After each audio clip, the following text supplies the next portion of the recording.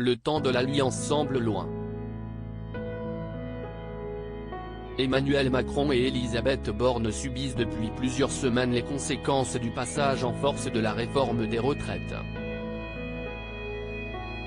Parmi leurs détracteurs, les Français en colère mais aussi des membres de la majorité, voire certains députés macronistes. Et même François Bayrou qui est pourtant censé se ranger du côté du président de la République.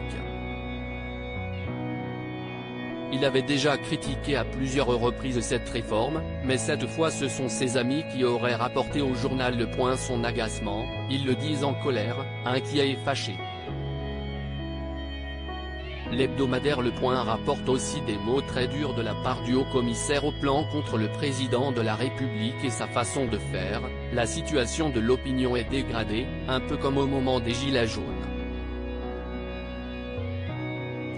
Ils n'ont pas compris la méthode, au moins dans sa dernière étape parlementaire. Cette incompréhension est génératrice de rancœur.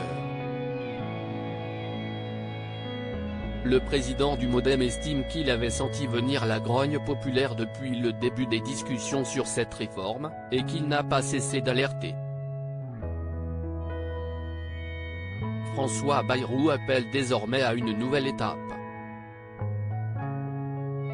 François Bayrou trace son chemin si le président du MoDem compte toujours parmi la majorité présidentielle, ses critiques de la réforme des retraites gênent et agacent.